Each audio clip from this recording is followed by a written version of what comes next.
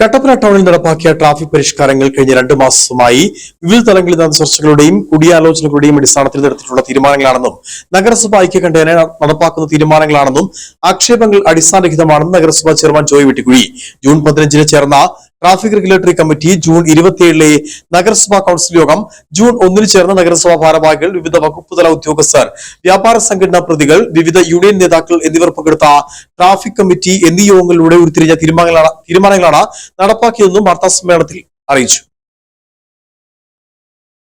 ടൗണിലെ ട്രാഫിക് കുരുക്കിന് പ്രധാന കാരണം സെൻട്രൽ ജംഗ്ഷൻ, ഇടുക്കി കവല എന്നിങ്ങനെയുള്ള സ്ഥലങ്ങളിലെ ബസ് സ്റ്റോപ്പുകളാണെന്ന് അന്ന് യോഗം വിലയിരുത്തിയിരുന്നു. ഇപ്പോൾ ബസ് സ്റ്റോപ്പ് ബോർഡുകൾ വെച്ചിരിക്കുന്ന സ്ഥലങ്ങളിലേക്ക് ബസ് സ്റ്റോപ്പ് മാറ്റുകയും വെള്ളയാംകുടിയിലും കക്കാട്ടുകടയിലും ദിശാ ബോർഡുകൾ സ്ഥാപിക്കുക, ബസ് റൂട്ടിൽ മാറ്റം വരുത്തുക, TB junction, treasury junction road 1 വേ ആക്കുക, ബൈപ്പാസ് എൻഡിംഗിൽ റൈറ്റ് ടേൺ ഒഴിവാക്കുക എന്നീ തീരുമാനങ്ങൾ ഒന്നാം ഘട്ടമായി ഓഗസ്റ്റ് 1 മുതൽ നടപ്പാക്കുന്നതിനാണ് ട്രാഫിക് കമ്മിറ്റി തീരുമാനിച്ചത്. ടൗണിൽ വെയിറ്റിംഗ് ഷെഡ് ഒന്നുമില്ലാത്തതിനാൽ വെയിറ്റിംഗ് ഷെഡ് മാറ്റുവാനോ സ്ഥാപിക്കുവാനോ തീരുമാനം എടുത്തിട്ടില്ല. തീരുമാനങ്ങൾ നടപ്പിലാക്കുന്നതിനുള്ള ഉത്തരവാദിത്തം നഗരസഭയ്ക്കും ട്രാഫിക് പോലീസിനുമാണ്.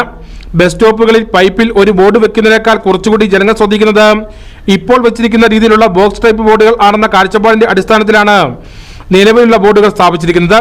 പള്ളിക്കവലയിൽ വ്യാപാര സ്ഥാപനങ്ങളോട് ചേർന്നല്ലാത്തതിനാൽ ചെറിയ വെയിറ്റിംഗ് ഷെഡും പണിതിട്ടുണ്ട്. സ്ഥാപിച്ചിരിക്കുന്ന ബസ് സ്റ്റോപ്പുകൾ ജനങ്ങളുടെ ശ്രദ്ധയിൽപ്പെടാത്ത സാഹചര്യം ഉണ്ടെങ്കിൽ പരാതിപ്പെടാവുന്നതാണ്. ബസ് സ്റ്റോപ്പ് ബോക്സുകൾ വെയിറ്റിംഗ് ഷെഡാണെന്ന് വ്യാജ പ്രചരണം നടത്തി ജനങ്ങളെ തെറ്റിദ്ധരിപ്പിക്കുന്നത് ശരിയല്ല എന്ന് നഗരസഭാ അധ്യക്ഷൻ ജോയ് വെട്ടിക്കുഴി പറഞ്ഞു. ബിൽഡിംഗിന്റെ മുമ്പിലുള്ള ബസ് സ്റ്റോപ്പിന്റെ അടുത്താണ് നിൽക്കുന്നത്. അവിടുത്തെ ആ ഒരു സ്ഥാപനം തന്നെ അടുത്ത ഒരു 90 ദിവസത്തിനകം നമുക്ക് അവിടെ ഒരു വെയിറ്റിംഗ് ഷെഡ് അവരുടെ ചെലവിൽ തന്നെ പണിത് തരാമെന്ന് അവർ പറഞ്ഞിട്ടുണ്ട്. അപ്പോൾ അങ്ങനെ സ്വന്തമായി ആർക്കെങ്കിലും പണിത് സ്വന്തം സ്ഥാപനങ്ങളുടെ മുമ്പിൽ വെക്കാൻ പറ്റുമെങ്കിൽ അങ്ങനെ വെക്കാം.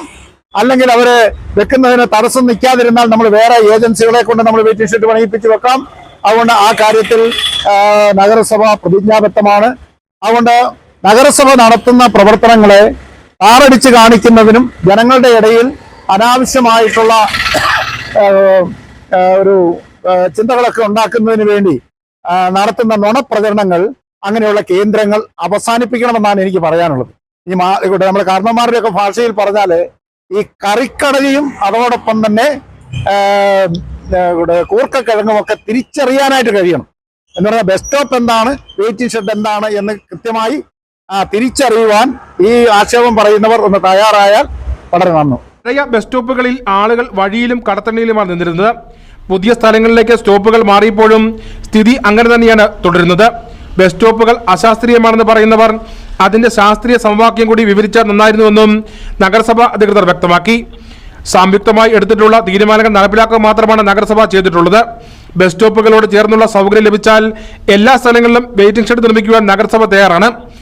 നഗരസഭ എന്തു ചെയ്താലും വിമർശിക്കാനും നഗരസഭയെ മോശമാക്കുന്നതിനും സ്ഥിരമായി ശ്രമിച്ചുകൊണ്ടിരിക്കുന്നവരുടെ വ്യാജ പ്രചരണങ്ങളിൽ വഞ്ചിതരാകരുതെന്ന് നഗരസഭ മുന്നറിയിപ്പ് നൽകി.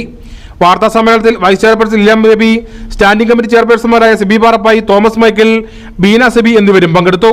News bureau, Kattappana.